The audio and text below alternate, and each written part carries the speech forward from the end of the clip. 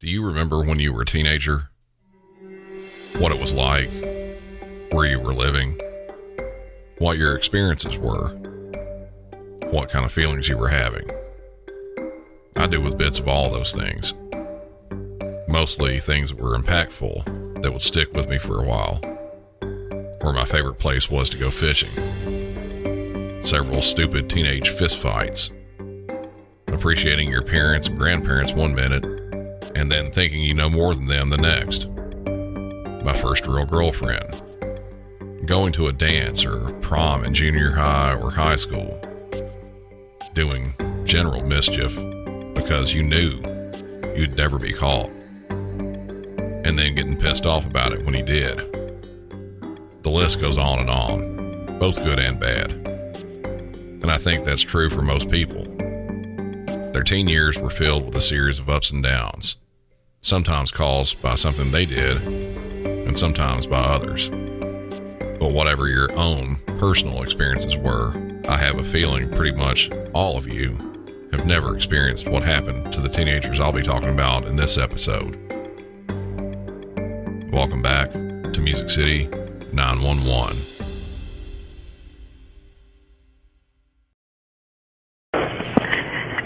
What's the location of the emergency? Hello? Okay, tell me where you are and I'll get you help. Where are you? I'm at, What's your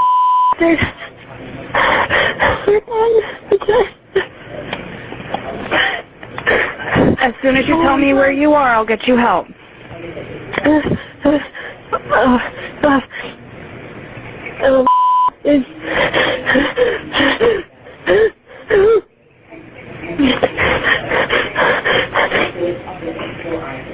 Ma'am, I'm here. Do you have a piece of mail you can look at that will tell you?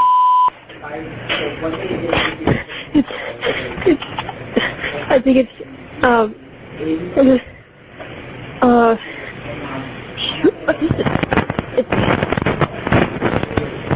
265 Benshore Road. 265 Benshore? Do you need police, fire, or medical assistance? I don't know. Okay, what's going on? Tell me what's going on and I'll know what kind of help to send to you. Oh, God.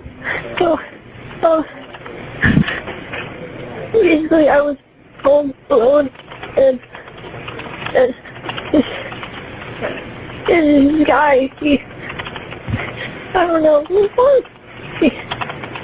He broke into the house, and I didn't have time to grab the phone, so I... Do you know who the man is? No, I don't know who it was. Is he still in there? I don't think so. I hid in my room for like a really long time. I don't even know how long it's been. Okay, you've asked her how long it's been. I'm not sure. What did he look like? It's hard to remember, but I think he had, like, I don't know, like, he was normal height, I guess. If I had to guess, maybe like 5'8", I don't know. And is he black, white, Hispanic? I'm not sure. I think I didn't really look that good. I only got like... What did he do once he got into your house? Well, there was... I don't think the door was locked, but I don't think he knew that there was a hammer by the back window. Was it your hammer or did they bring it with them? It was just the house hammer. It was just by the back. Doesn't know. It was just by the back, and they grabbed, I think, based off the sound, they grabbed it and broke in the window. They broke the window with a hammer that you already had in your yard? Yeah, with the glass. Okay, take a deep breath. You haven't heard them in a while, right? So, Was there only one person that you saw? that I saw, yeah, there was one person. Okay, and where are you in the house right now? I'm just in the living room. Okay, we already have help on the way, so just take a deep breath, okay? Have you noticed if anything is missing? Did they try to make contact with you? No, because the only thing I was able to grab in time were the dogs, because I wanted them with me. Okay. I didn't want whoever it was to kill them, obviously. Right, So I grabbed the dogs. I have 2 dogs. I have a small Chihuahua and I have an old pit bull. I grabbed them and I ran into my room, and I don't think they tried to come in because of the pit bull barking. I think that's why they didn't want to come in. Okay. Did you hear any vehicles, or do you think they might have come on foot? Do you remember the clothes they were wearing? I didn't really get a good look at their face, so I couldn't tell if they were like wearing a mask or something, but I get the feeling that they probably were, because if they weren't, I would have probably been able to see their face, but either way, I didn't get a good look, so I can't tell, but the clothesline, I'm not really sure, it was just a blur of I don't know, of like black and brown, I guess. I'm not sure. I understand. It's okay. Do you have any cameras?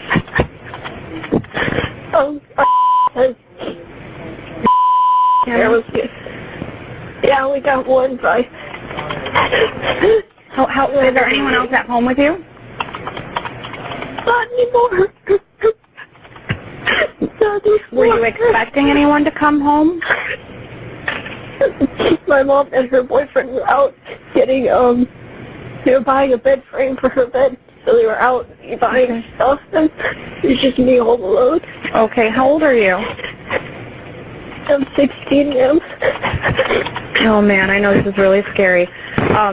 But your mom and her boyfriend should be on their way home? No, they... Okay, take a deep breath. We have officers that are going to be coming in.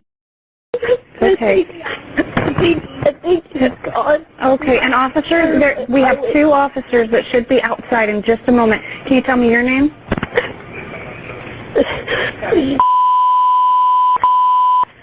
Okay, really well. You did exactly what you should do. And we'll get in touch with your parents just as soon as officers get there, okay? Okay. My mom, I think, I heard. We have officers coming. Hey, take a deep breath. The people that you're hearing, we have 2 officers there, okay? They'll usually check outside first, so you might see flashlights. They'll probably come to the door and knock here in a little bit. It's okay. Do you still have your dogs with you? They're still in my room. I didn't let them out because I didn't want them getting blood all over their paws. Right. Well, did you say blood all over their paws? Yeah, because... Is there blood inside your house? Yes. Whose blood is it? Is it your blood or is it the person who broke in blood? Are you injured? Oh, I'm fine. You're fine? No, so I'm fine. It's the person who broke in. It's their blood? Where is it at? No, I don't know if it's their blood or not, but I don't think it's theirs. It's my mom. From what I heard when I was hiding in my room, I could have warned her. It's all my fault. If I had been able to grab the phone, then... No, nothing is your fault. If someone broke into your house, nothing is your fault. Now, I just want to confirm, do you know if anyone is hurt at your house? My mom, she Should there be a car that's outside?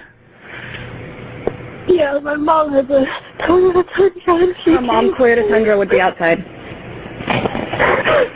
Okay, it's all right. Take a deep breath. My mom hit her and her boyfriend there. Okay. Okay, your mom's there?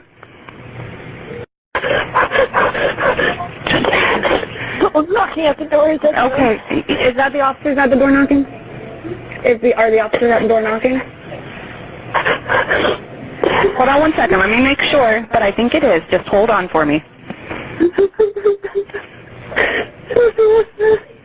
Okay, it is the officer. I'm going to disconnect with you. You can go to the door. They're there for you, okay? Okay, just turn on the living room light. Yes, it's good to go. It's good to go. You're safe to go to the door. Okay? Okay, thank you. You're welcome. Bye-bye. Just after midnight on July 7th, 2024, in Palm Bay, Florida, dispatch received this call from 16-year-old Julia Egler, stating an unknown man had broken into her house. The call, start to finish, was about 9.5 minutes long. She sounded distraught during the entire call, having trouble at the very first of the call to even give her address.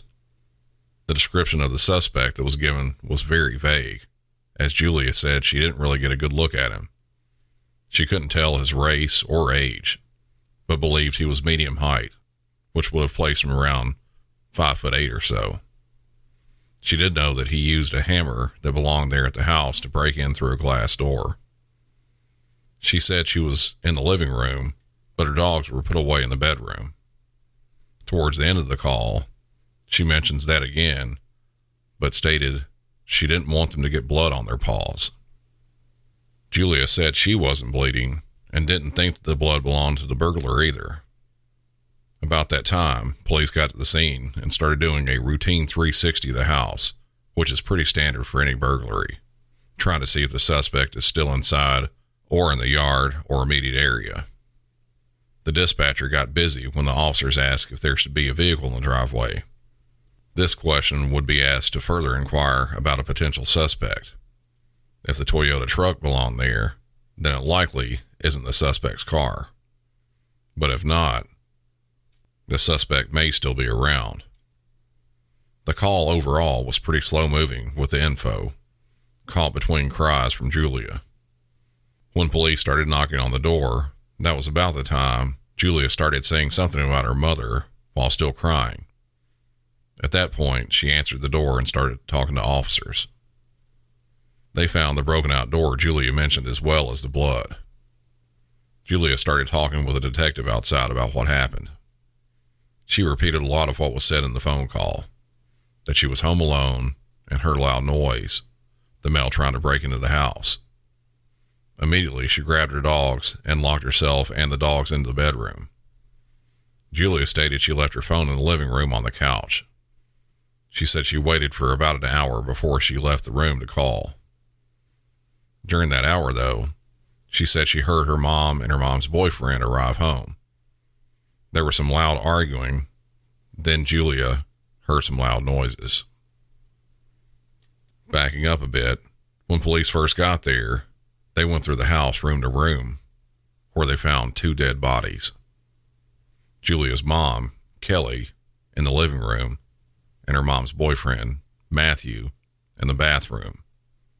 The loud noises were gunshots. The detective continued talking with Julia. She said when she exited the bedroom, she saw the blood and then saw Matthew laying there dead. She then walked in the living room and found her mom. She said that her mom generally kept the bedroom door locked to protect valuables, and it was kicked in. Julia walked in and found that a gun holster was lying there empty and ammunition was missing. Police found the gun in the backyard just behind Julia's bedroom. It was a .38 caliber revolver. Due to the crime scene, a residential search warrant was written up and signed by a judge so a thorough investigation into the murders could be started. While searching the house, police found spent shell casings in the bathroom next to Matthew. On the bathroom counter laid a chef's knife with blood on it. There was a trail of blood leading down the hallway, going down into the bathroom. Bloody footprints were also present where Julia had walked through the blood. As stated before, police also found the broken out sliding glass door in the back of the house, with the glass looking like it was broken from the outside of the house and falling inside. This was nearby where Julia's mom, Kelly, was found. But that's when police made a startling discovery. They found broken glass on top of Kelly's leg.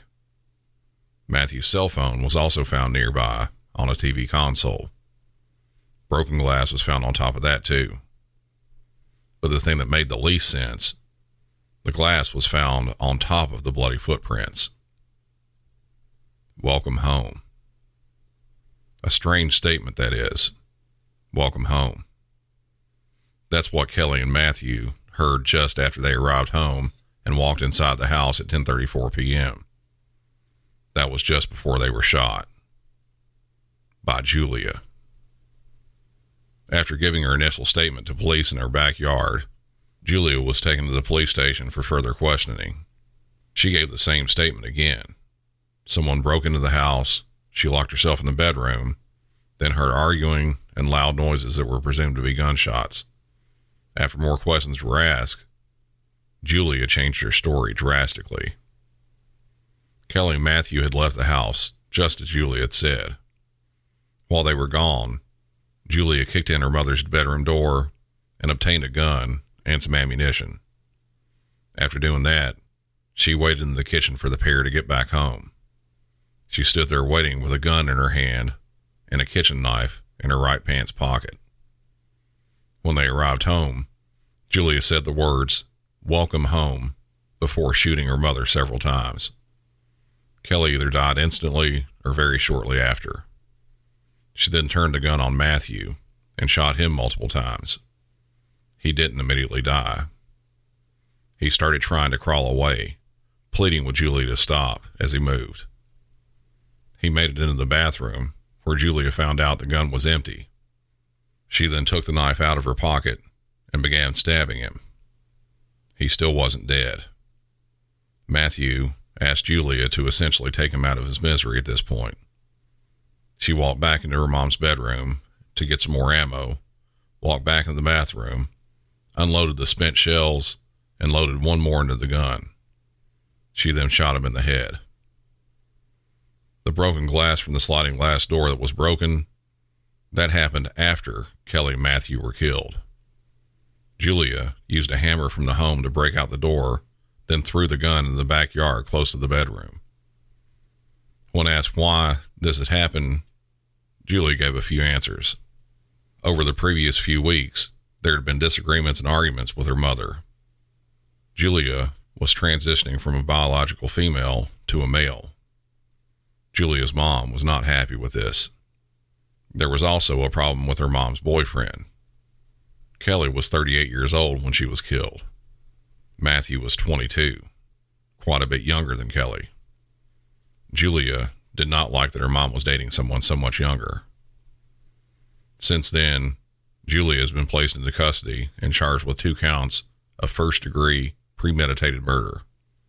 She will be tried as an adult, but because she was 16 when this happened, the death penalty will not be an option. Customers are rushing to your store. Do you have a point-of-sale system you can trust, or is it a real POS? You need Shopify for retail. Shopify POS is your command center for your retail store. From accepting payments to managing inventory, Shopify has everything you need to sell in person. With Shopify, you get a powerhouse selling partner that effortlessly unites your in-person and online sales into one source of truth. Track every sale across your business in one place and know exactly what's in stock. Connect with customers in-line and online. Shopify helps you drive store traffic with plug-and-play tools built for marketing campaigns from TikTok to Instagram and beyond. Get hardware that fits your business. Take payments by smartphone, transform your tablet into a point-of-sale system, or use Shopify's POS Go mobile device for a battle-tested solution. Plus, Shopify's award-winning help is there to support your success every step of the way. Do retail right with Shopify. Sign up for a $1 per month trial period at shopify.com/MC901, all lowercase. Go to shopify.com/MC901 to take your retail business to the next level today. Shopify.com/MC901. Katherine Heigl, renowned for her work rescuing dogs, has noticed a concerning trend. more and more dogs experiencing health problems, from joint issues to unpleasant odors. After extensive research, Heigl concluded that a major factor could be their diet. Determined to provide her own dogs with the best nutrition, she created Superfood Complete. This premium dog food is packed with over 30 of nature's most beneficial ingredients, including essential superfoods.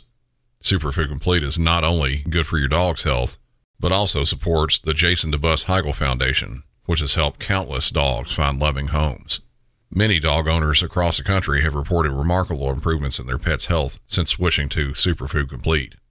If you're looking for a healthier option for your furry friend, consider giving it a try. Go to badlandsranch.com/MC911 and order right now to get up to 50% off your regular priced order with a 90-day money-back guarantee. If you want your dog to experience all these incredible things, go to badlandsranch.com/MC911 today. Bayville 911, what's that? Just your emergency? Retail Drive. All right, say that address one more time for me, please. Berrydale Drive. Alrighty, and what's the phone number you're calling from in case we get disconnected? Sure. Thank you. And what's your name? Is that correct? Yes, I'm not. All right. Tell me exactly what happened. No, I need to file a missing persons report. All right. So I was told to call 911. Alrighty. Yes, ma'am. And tell me exactly who's missing. He'll be 18 May 10th. So your 17-year-old son is missing? Yes. Okay.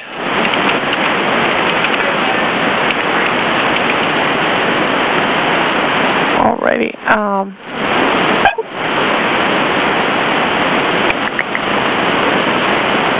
Alrighty. And he's 17, is that correct? Yes. Alrighty. I need to get your son's I need to get your son's description, starting with his race. Is he white, black, Asian, Hispanic? Yes, Indian? he is white, Caucasian with blondish brown hair. What was he last seen wearing? Oh, goodness. I don't even know, ma'am. He told me he was going to a Buddhist retreat and never called back. When was that, ma'am? A year ago. So when he was 16, he told you he was going to a Buddhist... No. I called a year ago. He was already 17. He just turned 17, I believe. Okay. So you call it a year ago. When did this happen, ma'am? I'm calling now. I understand. It happened. Okay, I'm sorry. Go ahead. I understand you're calling now. What I'm trying to determine is when he told you he was going on a Buddhist retreat and never came home. It was a year ago. So January 19th, 2023? It was somewhere around that, a little before. It was on the holidays, so I'd say December. But it was between Thanksgiving and December. So he was 16 at the time because his birthday's in May, correct? Okay, yes. Okay. All right. Give me just 1 second while I get this posted. What's his name? And what's his last name, ma'am? What's his date of birth?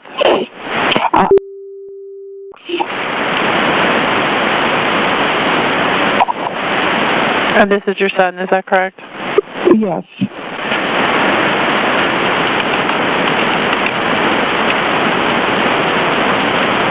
Do you think he is a runaway?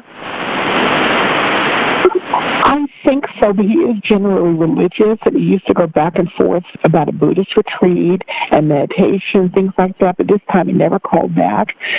And my daughter did that once for 6 months, and she called, so I thought, okay. It's very independent, high-strung, and very bossy, so it's not really unlikely of his character, but yeah, I'm sorry, ma'am, what was your question? I'm very upset here.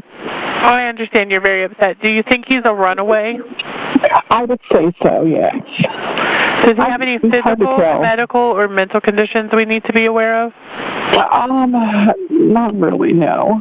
When you say not really, what do you mean? He was diagnosed with static encephalopathy when he was younger, but that's it.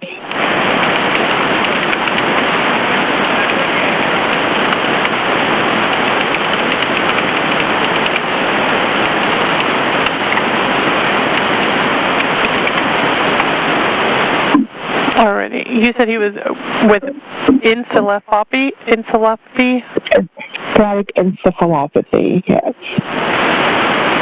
Alright. And I'm just updating my dispatchers. Give me just 1 second. That's fine.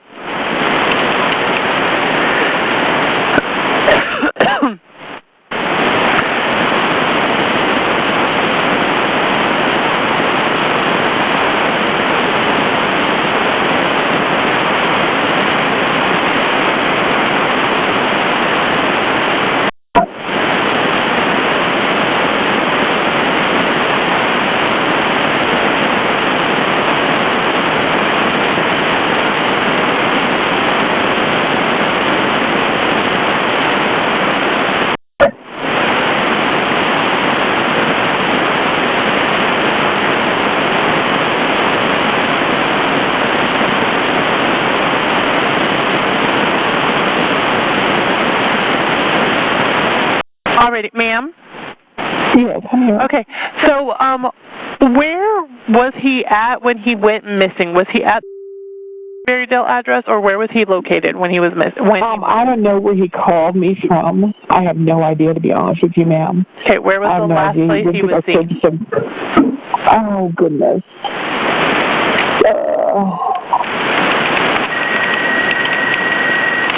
I would say a restaurant. What I'm restaurant? just trying to think what's going on. One moment now. I'm trying to backtrack here. Oh, gosh. Oh, the neighborhood mart. The neighborhood mart? Yes. Do you know where that's located at? Yes, it's on Pamela, I believe. Pamela Ramsey. I don't even know if it's open anymore. The Walmart? It's a neighborhood mart. Right. And I believe they closed it. Okay. So they've closed where he was last seen. Okay, give me just a second. Okay. Alrighty, ma'am. And so the neighborhood mart was on what streets again? I believe it's on Pamela and Ramsey. I'm not quite sure. It's on the corner over there, across from a gas station. And prior to that, he was here.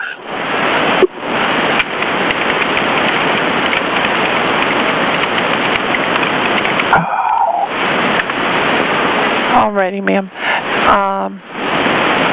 And are you at now? I am, yes. Okay. I am. And when did you last see him? I believe when I told you during those holiday times, about a year and a half ago. So what holiday time? The last holiday, it was between Thanksgiving and Christmas. Around November, 2023 December. Or 2022? Oh, goodness gracious. 22. Okay.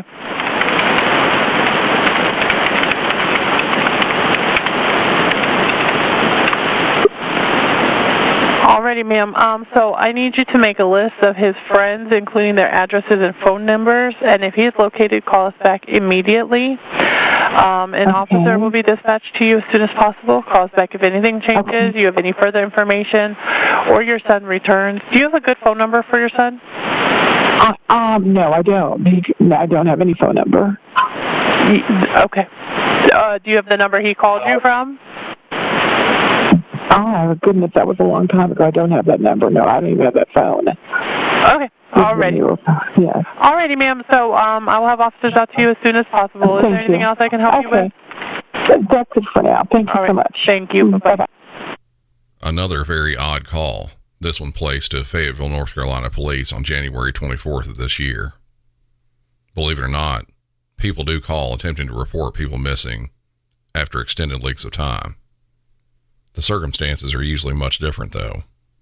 When someone phones in saying someone's been missing for several weeks, months, or years, it's almost always an adult, and it's someone that the caller and or their family lost contact with at some point. It's usually one of two reasons. A bad argument that happened and one decided they didn't want any contact with the other anymore, or some sort of a drug issue. There's always the possibility of either of those being compounded by either a natural death or something else, possibly a drug overdose. Jail is also something that could have happened. But this one was different. What the caller was saying a 17-year-old was gone for a year or more. That is very unusual. A 17-year-old might decide to run off and hook up with their boyfriend or girlfriend for a day or two and not go home. And that could be when someone might actually call to report them missing, if not sooner than that. But a year is a long time. The 17-year-old, Blake Devin, was adopted by the woman calling, whose name is Avante Devin. She is 63 years old. When police got there to talk to her, she said he had last been seen at a local Walmart, possibly sometime around August of 2022. Given this was a long time before, police had to approach this differently, but the search began.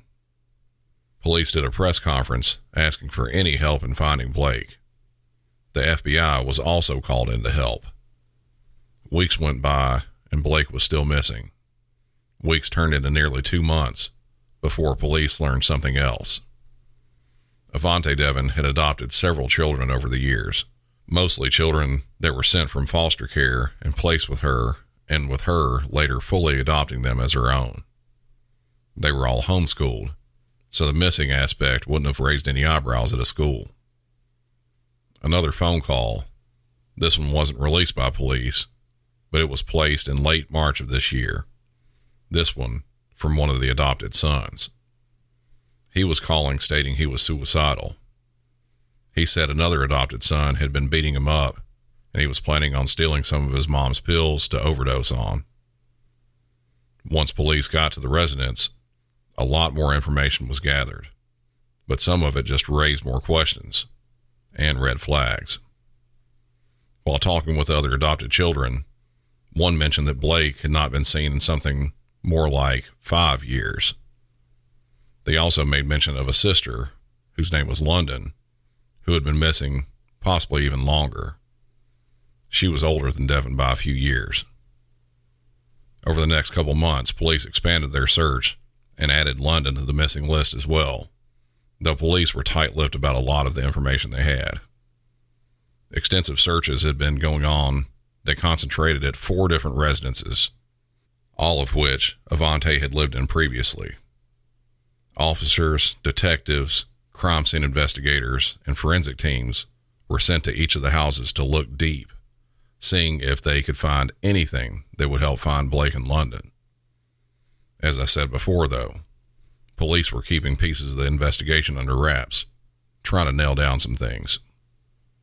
While searching one of the houses that Avante had lived in sometime between 2016 and 2019, they found something. A burn barrel. Inside the burn barrel were partial human remains. Those remains were sent to a lab to be identified. What they found were a female, aged somewhere between the ages of 15 and 19, and a male, aged somewhere between 7 and 10 years old. The female was identified as London, and the male believed to be Blake, but is yet to be identified. As it turned out, things inside the Devin household were absolutely terrible. Avante would torture the children, both mentally and physically, and would purposely starve them. The lead detective said in a press conference, at times they were given little food. They were given little or no food. It's alleged some of the children were also beaten to the point of needing medical care, but only natural cures like honey were given. The investigation uncovered Blake likely passed away while the Devin family lived at the Eichelberger Drive home. We believe he was mentally abused, he was physically starved, and his body could no longer take the inhumane treatment. It was also said that to receive food, the children had to handwrite apologies for their bad behavior. Hundreds and sometimes thousands of paragraphs.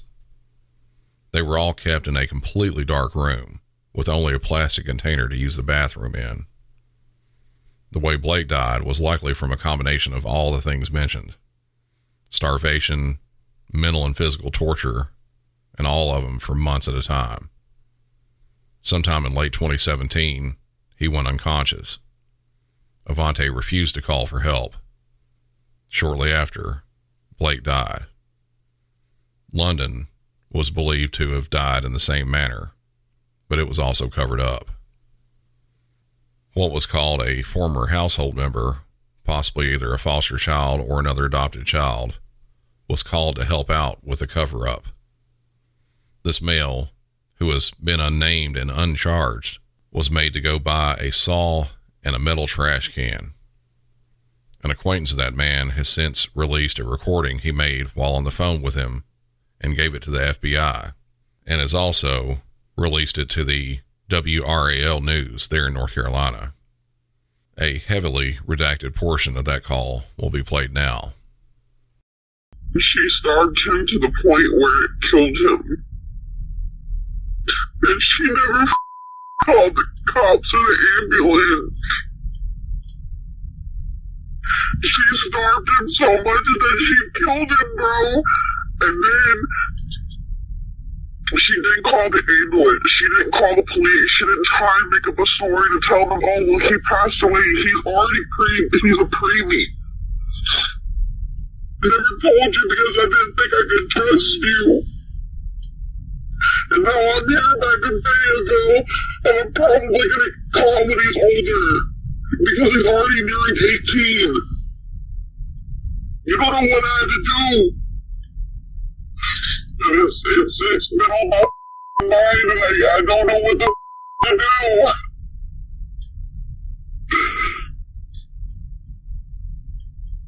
I'm really trusting you not to go back and tell her this.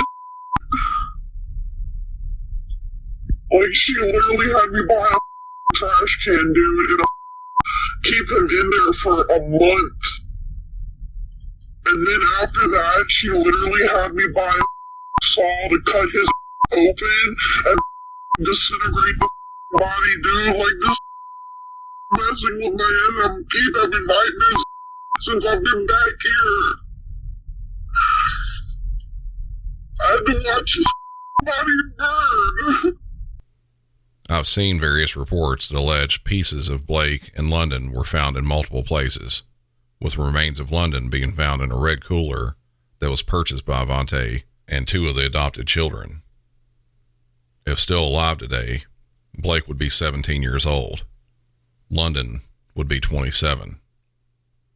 Avante Devon was charged with 2 counts of first-degree murder, 2 counts of concealment of death, 1 count of kidnapping, which was related to London Devon's death, and 2 counts of felony child abuse related to Blake Devon's death.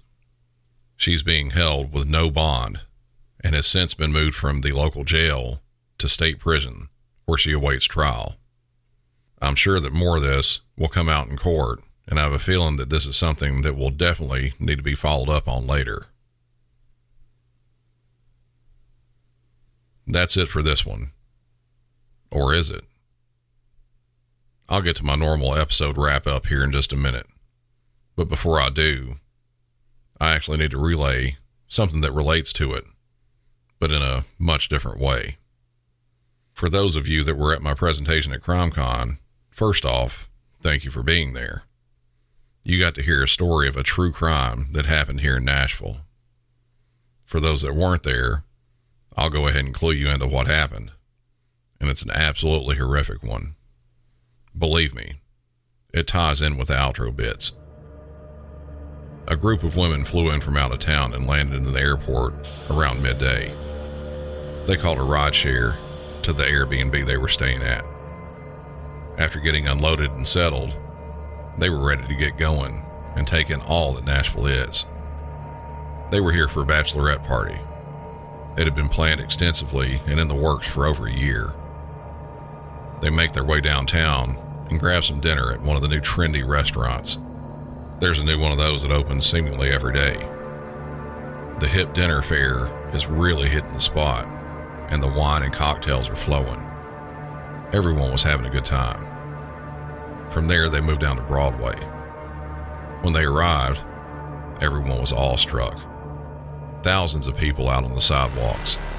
Thousands more crowding inside the bars, all enjoying way too expensive drinks, but having a great time going from bar to bar listening to all the live music. This went on for hours. Everything was going well. But then things started to tumble and really started going downhill. They had a late night reservation for one of the many party buses here in town. For those of you not familiar, those are usually an open top bus where they play loud music and have plenty of room to dance. Once they got on the bus, they all decided to do shots together. Tequila. They had been drinking for hours at this point. The evening was about to turn a lot worse. The bus started up and got moving. The music was bumping. All the women were dancing, and as they turned onto Broadway, they were right in the middle of everything, and everyone around them were noticing them. That was including a large pickup truck full of guys around their age.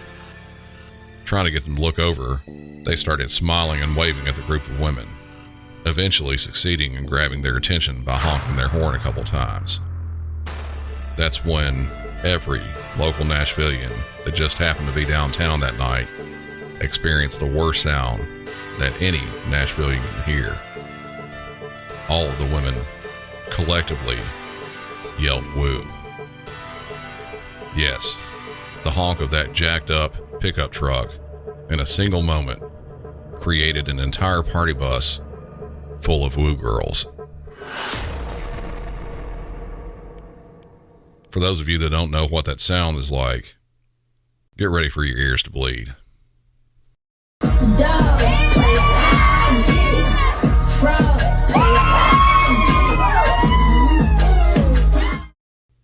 Unless you want Nashvilleians to fall victim to this tragedy, I would suggest doing all within your power to not participate in this absolutely barbaric ritual. And to help spread awareness about this, I have some new items at the Music City 911 merch store. Go to musiccity911.com and click the shop button. There, you'll be able to find your official Music City 911 Don't Be a Woo Girl gear. And if you have participated in this heinous crime of being a woo girl, and for whatever reason, under the heavens, you enjoyed it, I have the alternative, certified Nashville woo girl gear. I also have added a highly requested bit of merch, one of your favorites. Don't fuck with alligators. I have a wide array of each of these items: t-shirts, hoodies, coffee cups, and the last one, for you residents that live close to 10-foot plus reptiles, I even made a welcome mat for your house as a warning to your guests. Past that, of course, share the show with your friends or anyone else who you think might want to listen. Give the show a 5-star rating and review on whatever podcast app you're listening on. And until next time, for Music City 911, I'm Brandon, and y'all have a good one.